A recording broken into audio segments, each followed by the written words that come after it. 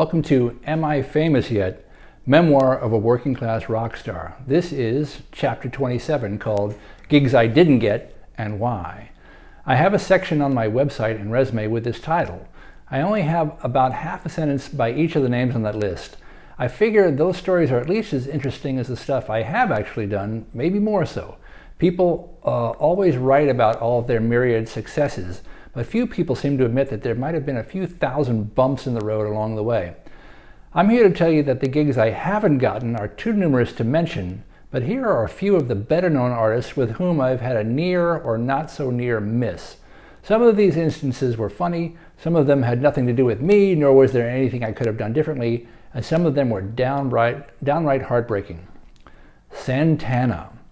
I got called by songwriter Eric Bazillion of the Hooters to come down to Philadelphia to play on 3 songs he had written for a new Santana album.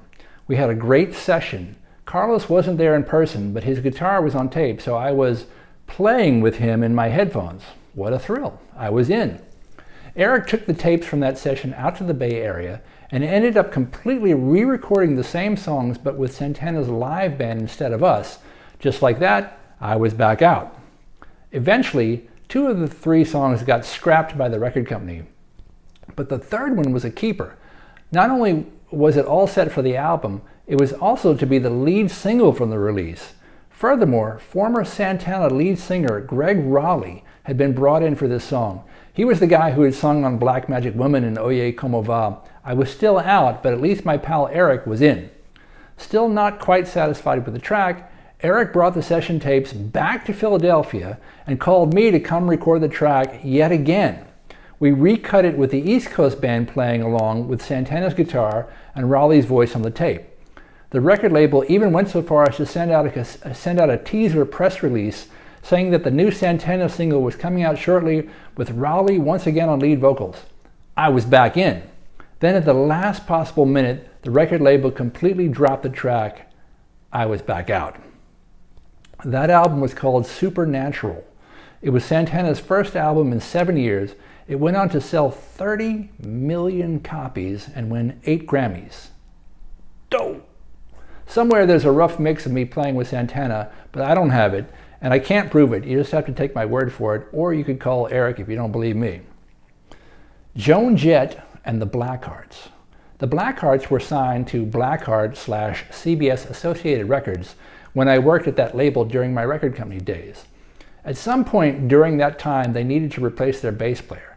I sent word through proper channels that I would be very interested in auditioning, since answering the phones and making Xerox copies wasn't my ultimate career goal. Word came back to me through those very same channels that I was never going to be allowed to audition for that band under any reason. Since I was 6 feet 5 inches tall, Joan was only 5'2". I towered over her. It would have looked too weird on stage, so it would not be allowed. It was a fair point.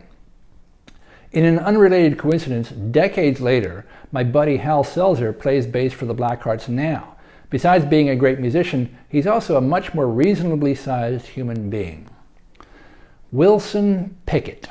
My old pal, the late great Crusher Green, was Wilson Pickett's drummer and musical director.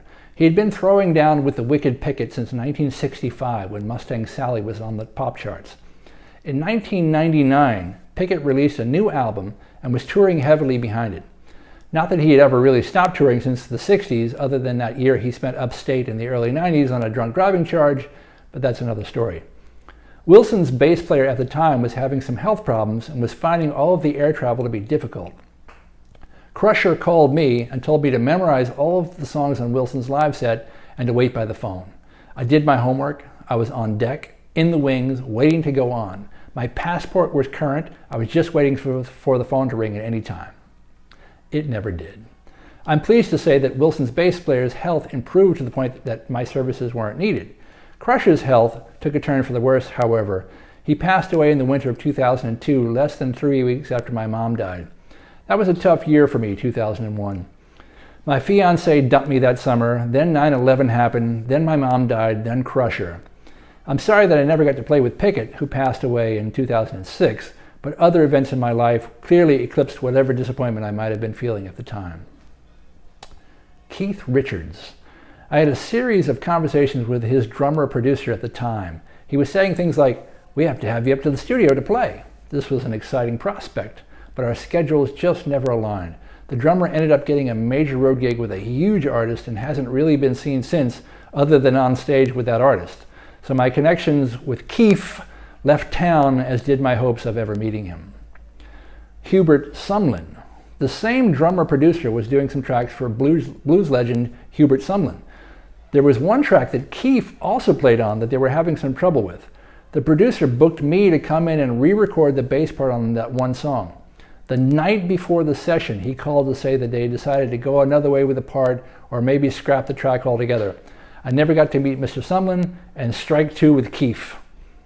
Ronnie Spector. Her husband manager called me to do a one-off Christmas gig with the former Ronette on the very kind recommendation from my friends in the Uptown Horns. Unfortunately, I was already booked and couldn't make the date. The conversation that I had with the manager was kind of funny though. As he was inquiring about my experience, I said, "Yeah, I'm familiar with the Ronettes. I do a lot of oldies gigs." "Let me stop you right there, Ivan," he interjected quickly. "We consider Ronnie to be an artist of today." Oh boy, I had touched a little nerve there. He was right though, my wording was unfortunate. I never did get to play with Ronnie, but I was on the same bill with her one time. We both played Joey Ramone's birthday party at Coney Island High on St. Mark's Place in Manhattan. I was there with former 80s Playboy playmate and accordion wunderkind Phoebe Legere. That's a story in itself. There's a midget involved. Don't ask. Jonathan Richman and then Ronnie Spector played right after us. Joey and his mom were holding court all night. It was quite a scene. Rod Stewart. I ran into a pal of mine who told me once that he wanted to recommend me for Rod's band, but he claimed that he couldn't find my number in time. The dude whose number he did find in time has been playing bass with Rod since 2002. He's a great bass player, a cool dude, and a good pal of mine. I ain't mad at him for nothing. But dude couldn't find my number. I'm not sure if I believe that 100% or not. I'm in the phone book, dial 411, Google me, I can be found. And if all that was indeed true, there was probably no reason to tell me about it. Even if he meant it as a compliment, it was a backhanded one at best. Al Di Meola. In my early days in New York, I auditioned for fusion guitarist Al D's band. He wasn't there at the audition. They were being run by his guitar player and music director, who played exactly like Al D. That immediately struck me as odd that a guitar player would have another almost identical guitar player in his band. You've got that chair covered. Get someone who does anything else. But whatever, that was the situation. At the audition, we were presented with lengthy and complicated sheet music of Al's original compositions to sight read. My sight reading ability is only okay these days. Back in those days, it was somewhere between barely okay and not at all okay. Upon seeing the charts, I started to sweat profusely, indicative of the stress I was feeling, which effectively diminished whatever paltry level of reading ability I had up until that point. Using some combination of reading the charts, my ears, trusting my instincts, and following the guitar player, I barely survived the songs. I wasn't great, but there were no train wrecks either. Luckily for me, they had another second drummer coming in that day without another bass player, so they asked me to stay and go through the songs again with the new drummer. This was my big chance, I thought. I had a better idea how the songs went after the first cold read-through. This would give me the opportunity to play the music again, being more relaxed this time. I thought that would allow them to better hear what I could offer as a musician. Al D is famous for playing a lot of notes very fast. That's what he does. His clone music director also played a lot of notes very fast in the audition to demonstrate what the boss would do if I indeed got the gig. Somewhere in the second run-through of one of the tunes, I actually knew for a second where I was in the music. With complete confidence, I took it upon myself to play a gentle pentatonic scale fill at the end of a phrase setting up the next section. I was proud of myself for adding something to the music, even though it was a skill covered in folk song bass accompaniment 101 class. At the end of that song, the music director, the one who had been playing a million notes very fast, looked at me and said in all seriousness, "Hey man, it's not a bass solo." Wow. I had played 4 notes that weren't actually written on the chart against his blizzard barrage of sound, and I had gotten chastised for it. Soon afterward, I was telling this story to bassist Stanley Clark, whom I knew from my record company days. Stanley and Al got famous together in the 1970s, playing a lot of notes really fast. I told Stanley about the audition and the charts and how I was kind of faking my way through them. Stanley had just finished a tour with Al that year and had been reading off the same charts. He told me it was a good thing that I was using my ears because the charts were wrong. I did not get the Al Di Meola gig. I guess I played too many notes. Stanley Clarke. Since I dropped his name so casually like that, I'll tell you my Stanley Clarke audition story. Actually, I do know him for over 35 years now. I met him when I was a college radio DJ, then went to work for the record label he was signed to, and have even studied with him. He introduces me to people to this day as his former student, even though I've known him for over 3 decades and only took 2 or 3 lessons from him in the 1980s. Anyway, there were a few years where Stanley was using a rhythm bass player in his live band so that he could concentrate on being a soloist. I knew already that I was no Stanley Clarke, but the rhythm bass chair was one that I thought I could handle. Here's how much of a pal Stanley is. He gave me an audition. That's a friend right there. He didn't have to do that. I flew out to LA and went to his house up in Topanga Canyon. He and his wife kindly let me crash in one of the kids' rooms who was away. He had his touring keyboardist and drummer come over to the house to have an audition and a little play around. As we were playing, the way we were physically set up in the room, I could make eye contact with Stanley and the drummer, but the keyboard player was forced to play with his back to us. I had a great vibe with the drummer. We were all smiling and communicating with each other, but I couldn't make any contact with the keyboard dude. I couldn't get any chemistry going with him at all.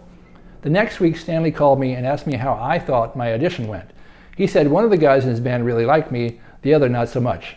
I told him that I knew exactly who's who because I knew the vibe I was catching in the room. Drums equal yes, keyboards equal no. He said that I was very intuitive. That was it. I wasn't going to be in that band. He gave me a shot.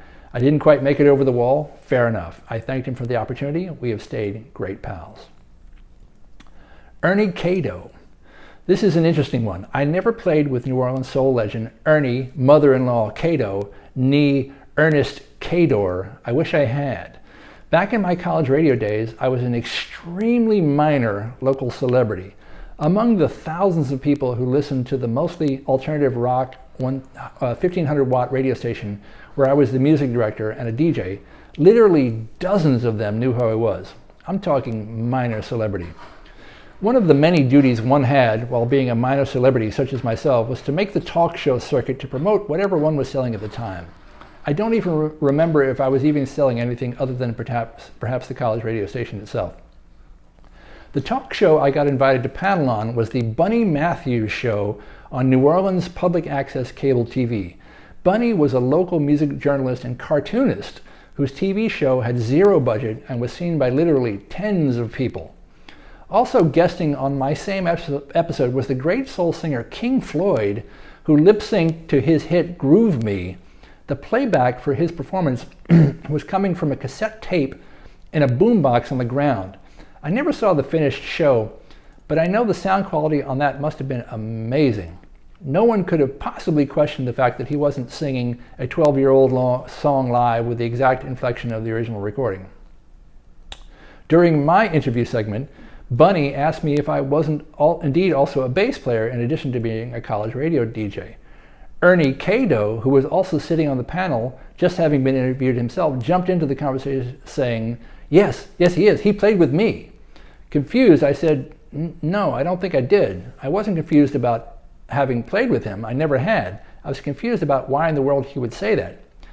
Cato, known for his gift of gab, was insistent and emphatically went on, yes, you did. I'll tell you what will make you remember. It was in the East. I thought to myself, yes, the East, of course. How could I have been so stupid not to have remembered? Wait, the East of what?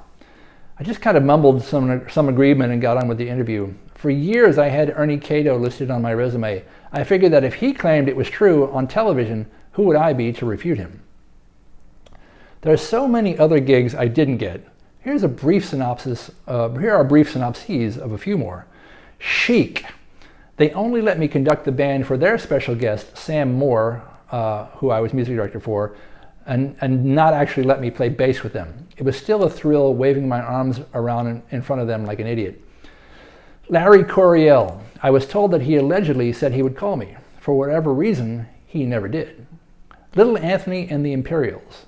They called me for a gig, but I was already booked. 10 years later, they called again. I finally got that gig. Little Eva and Little Peggy March. I was booked to back both of them on a one-night gig, but another week-long gig came in that preempted it. Darlene Love. They called me to do a last-minute recording session, but I was out of town. 2 years later, I finally got to play with her live. The New York Dolls. They wouldn't audition me because of potential schedule conflicts I might have had with their tour schedule. Tower of Power. They were given my number when Rocco was sick, but never called. I don't know how serious of a recommendation I was given, but I do know that my information was sent. Pat Travers. I got called to do a gig with him, but I was already booked. I ended up jamming with him at a fundraiser years later. Johnny Winter. His manager kept threatening to call me to fill in with the band. The opportunity never arose before Johnny unfortunately passed away. Below the gigs I didn't get heading on my resume, I also have a section called Early Jobs. I wanted to illustrate that my career in show business didn't automatically start on stage. Here's what I have listed in this section. Dishwasher at a dude ranch, which I maintain to this day is my only actual marketable skill. Envelope stuffer as an hourly temp. That was a good paper cut gig. Oldies nightclub DJ, spinning your favorite classics at a 50s themed meat market in a New Orleans suburb. College radio DJ, music director, WTUL New Orleans, my initial claim to fame. Record label promotions college rep / intern, making phone calls to other college DJs for $50 a week, and more importantly, reimbursement of my long distance phone bill. Record label publicist, manager of West Coast publicity for Epic Records, Sony Music. I was a real-life junior executive with a corporate Amex card and everything. Record label publicity assistant. This was the phone answering and Xeroxing job that led up to the corporate Amex gig. At this job, I was per diem, which meant no company benefits or vacation. It paid $350 per 40-hour week. Record store clerk, for which I had to take a polygraph test to prove I wasn't stealing from the cash register. Security guard at the World's Fair in New Orleans, graveyard shift, 12 to 8 a.m. Temp secretary typing resumes for the people the phone company was laying off. I tempted the same gig for 3 years while I was trying to get my freelance music income together.